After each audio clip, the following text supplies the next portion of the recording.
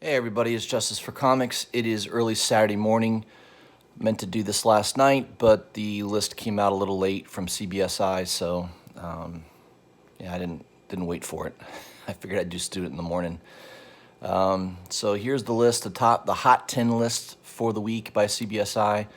Obviously, a lot of it is surrounding San Diego Comic-Con, as that is what's going on this weekend. There's a lot of exclusive variants that are being released. So a couple of them are on the list. And yeah, it's an exciting time to be in comics when you're seeing exclusives come out at shows.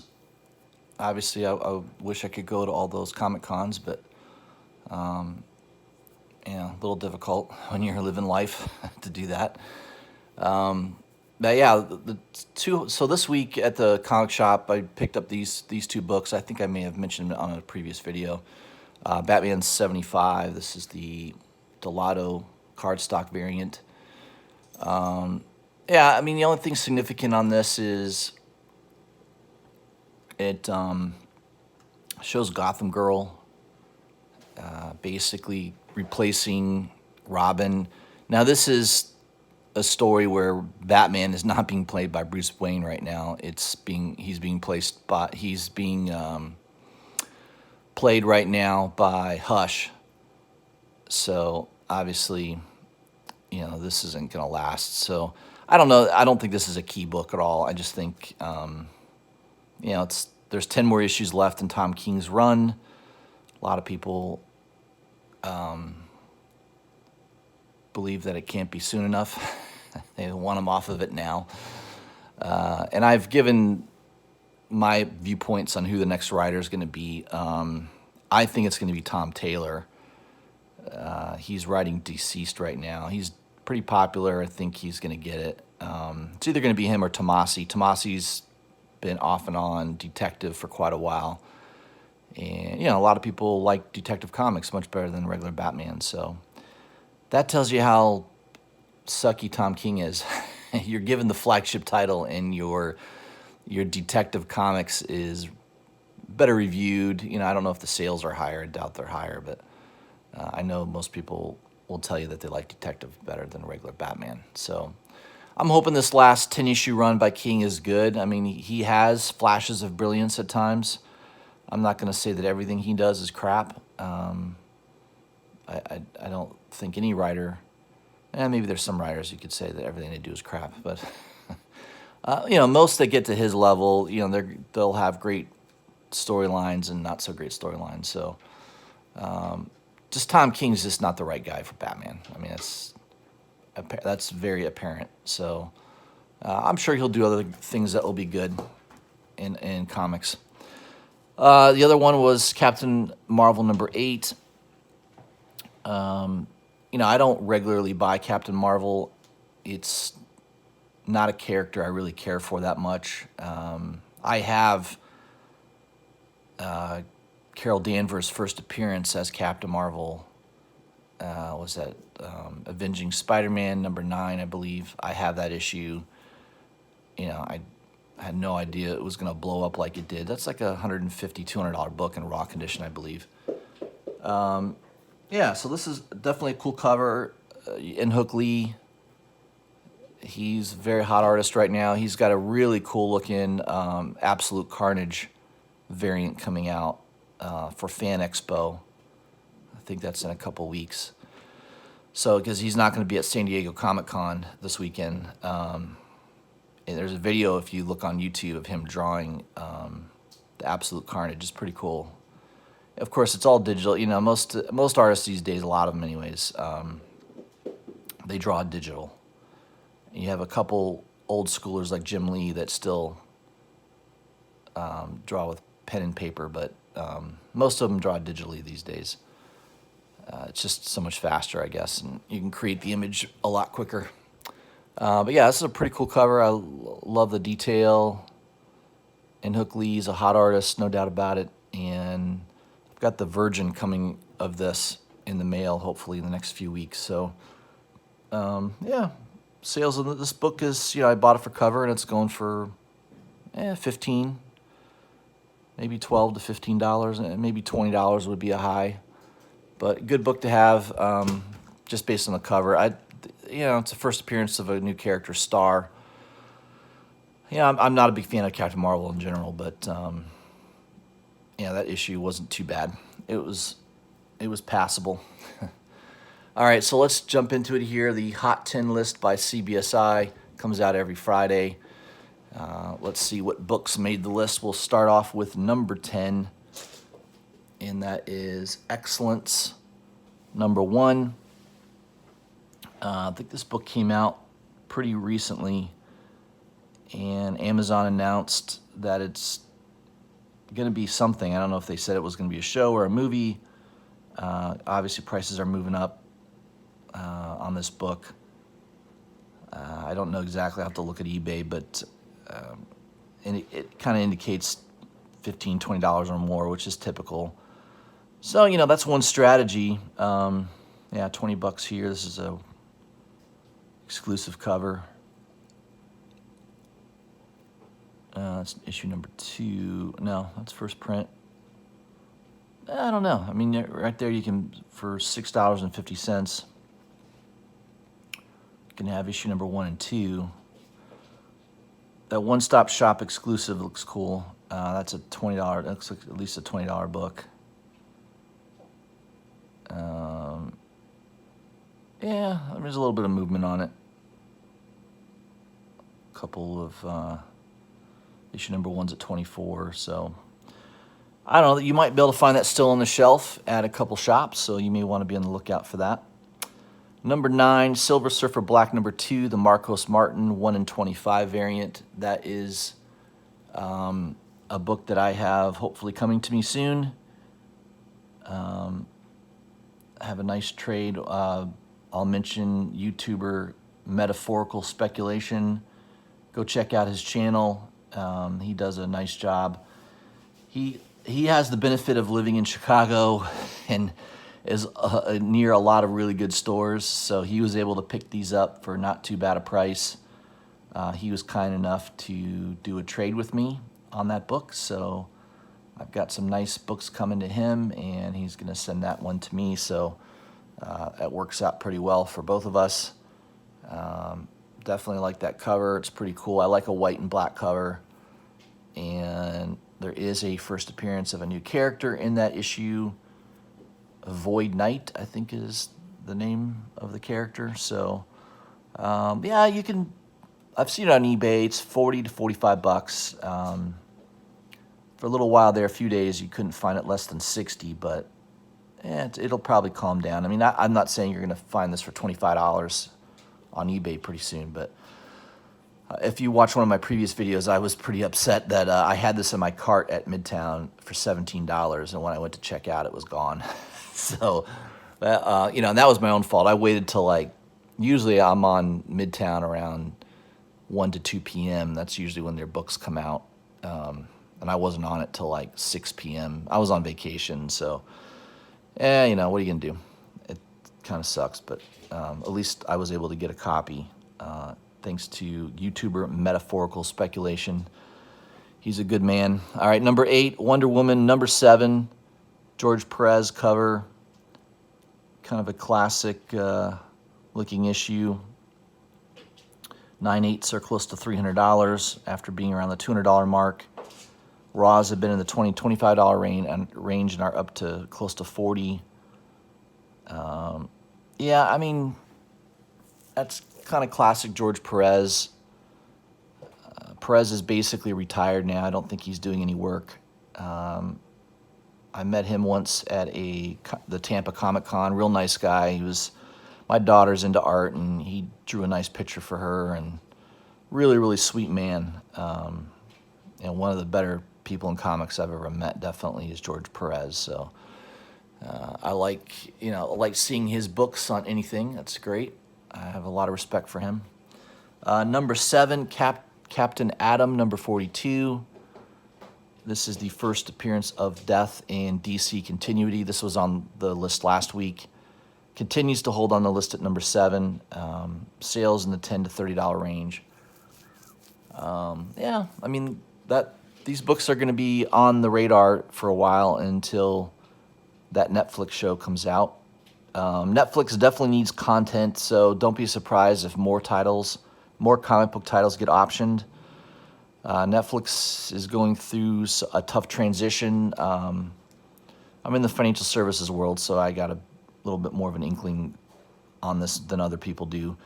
But their subscriber growth was on their last quarterly earnings was not quite as good as they had anticipated. So Netflix stocks is getting smashed a little bit, and they're losing some big titles. Who would have thought Friends, which is an old show, and The Office are one of the highest watched shows on Netflix, and they're losing those two properties. So, Netflix needs content badly. So you're going to see probably a lot more comic book properties being developed by Netflix. So just a heads up on that. Number 6, Teenage Mutant Ninja Turtles. Number 95. This is the San Diego Comic-Con variant. Yeah, I mean, I saw it around $150 to $200, and now it says it's up to $250.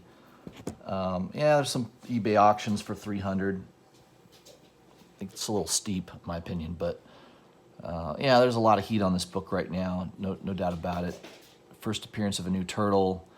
It's also fueling speculation that they may kill off one of the other 4 turtles, and the current ongoing run may end at issue 100. So it remains to be seen, and of course they'll reboot it, of course. But IDW is not doing well financially overall, and I'm sure they're delighted to see a lot of action on this title. This is a comic book title that most comic book shops order very minimum on. They do have some loyal subscribers that will buy it, but for the most part, in general, you don't have a lot of people normally buying that title. So there's a lot of action on that. People buying back issues now, variant covers they're going after. So that's the market. And if you have a huge collection of IDW Teenage Mutant Ninja Turtles, it's got to feel pretty good right now. It's coming your way, right? Number 5, Black Cat. Number 1, the J. Scott Campbell Le Chat Noir variant out of 1500. Definitely a cool looking cover. I'm not a huge J. Scott Campbell fan. I don't think he's near as good as other artists, but he definitely has a very loyal following. A lot of his variants end up being worth a lot of money, and this one is around a $200 book right now. So it was around $100. It jumped up to $200. Obviously, because of the San Diego Comic-Con, and it appears that the signed, unsigned are hitting about the same price at this point. So I guess there's a signed version of his signature on it and an unsigned. So that is a book that, I doubt you'll find it other than buying it on eBay, or if you're at the con, maybe you can get it a little bit cheaper. But that is something that's on the move. Number 4, Miles Morales, Spider-Man number 8. This is the Scotty Young San Diego Comic-Con variant. I don't like all of Scotty Young's covers. This one's okay. I like that Spider-Man Deadpool cover a lot better. That just came out. What is that here? I think it's Deadpool. Was it number 15? Yeah, that's it.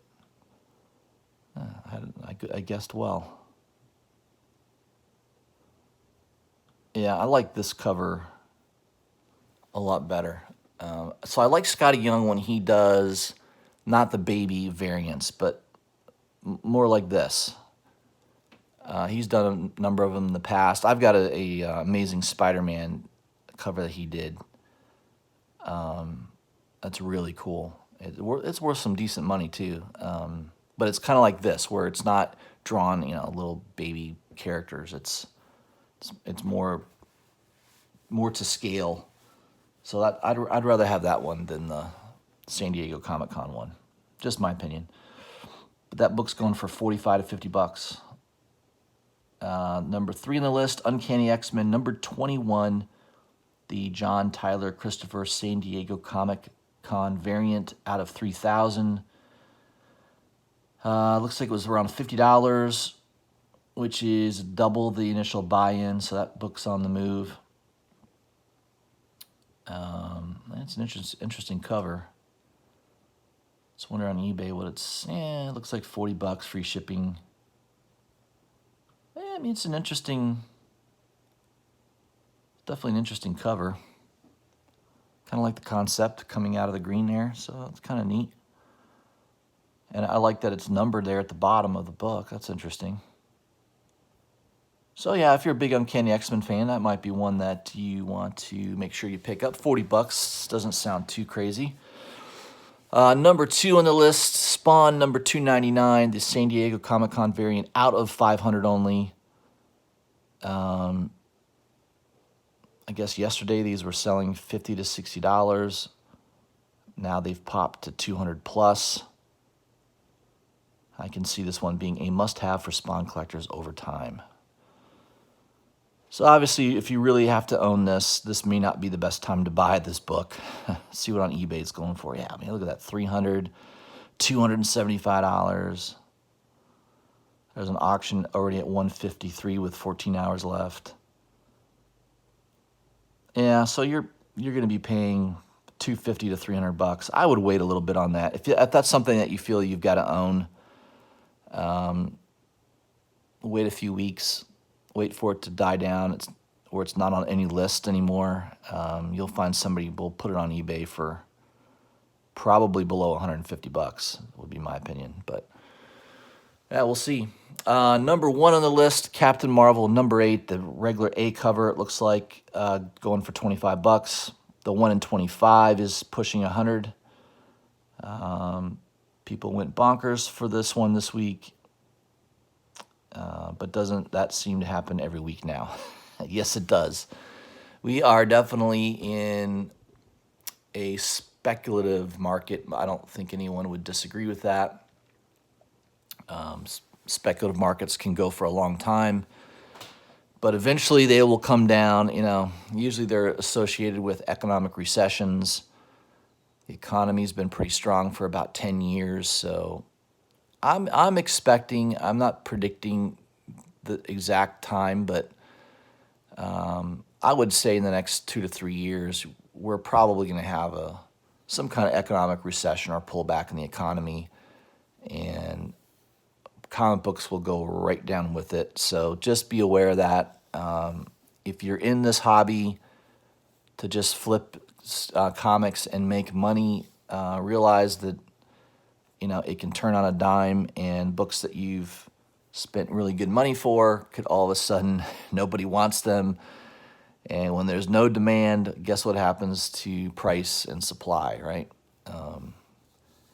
So that's just something to be aware of. I've been collecting comic books for 35 years, so I've seen lots of ups and downs. I've seen books that sold for thousands sell for hundreds. It's definitely happened before. It will happen again. Buy what you like, and if what you buy and the value goes to zero, but you still love the comic book, then you're in the right place, in my opinion. So just my advice, if you're going to be a collector, nothing wrong against flipping books and speculation. I've done it many times myself. Just be aware that, yeah, we're definitely in that kind of stage, I would say, late stage market where prices go crazy real easy. And, like this book came out this week, Captain Marvel, and I went to several comic book shops, and, normally on the day of release, you should be able to pick a copy or two up at your local comic book shop. And these days, forget about it. It's almost impossible. You either have to develop a really good relationship with the local comic book shop owner and call him ahead of time before Wednesday to say, hey, can you save me a copy? because either they don't order near enough supply, which is a major problem because normally Captain Marvel is not a good selling book. The writing on it is weak. The characters weak. The way they present the character is weak at most of the time. And, you know, that book doesn't normally sell very well. All you got to do is go to talk to a couple comic book shop owners and ask them, how are your sales of Captain Marvel? And they would say normally they're crap. So that's the problem. And then if you have a comic book shop owner that has extra copies, they don't put it on the shelf. I went to several on the day of release of that book, and the guy pulled them off the shelf. You weren't able to buy them for cover price. He said, yeah, I can sell you one, $15. So that's a shop owner, you know, I can understand if you want to do that a week or two later, or even 3 days later. You know, if you're 3 days late to getting that book, yeah, I don't expect to get cover price for it. But on the day of release, you pull it off the shelf and ask 3 times cover price, you're a piece of shit. And where I'm at in Tampa, there are several comic book shops that do that. They know who they are. I doubt they're ever going to watch my video, but if they do, they should bow their head in shame, because I just think that's, I mean, you can run your business any way you want. And if you're a customer, you have the right to take your business anywhere you want. So for me, I won't buy at a shop that does that. And here in Tampa, there's not too many shops left to go to that don't do that. So that's why I buy most of my comic books online. I pre-order my comic books through an online website. I don't, you know, I would love to support local comic book shops, but they're not worth supporting where I live. So if you live somewhere where you've got a great local comic book shop that, you know, has an owner that doesn't try to just take advantage of what's hot, especially day of release. I mean, I can understand 2, 3, 4 days later you want to up the price if they're still on the shelf. I get that. I'm not going to get on you for that. But the day of release of that book, you're asking 3, 4 times what you should be asking for. I think that's very poor ethics. I will never support a shop that does that. So that's, you know, that's why I buy a lot of stuff online. And yeah, it's sometimes there's a disadvantage because online sells out real quick, and your only hope is maybe to go pick up that book at a local comic book shop.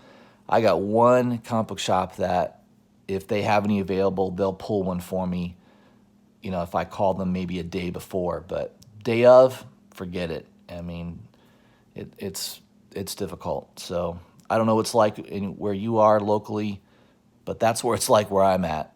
Most of the local comic book shops are horrible, and I won't give them my business. So yeah, that's my rant. Sorry, that's my weekend rant. If you guys haven't already, subscribe to my channel, hit the bell for notifications so you don't miss a video, and leave me a comment. Let me know what you think. What do you think of this list? Are there some books there that you like, a couple that you don't like? I would love to see your comments on that. I might have another video out tomorrow based on what's coming out the following week, and maybe some comic book news, so look for that. If not, I will see you guys on Wednesday with New Comic Book Day. All right, have a great week.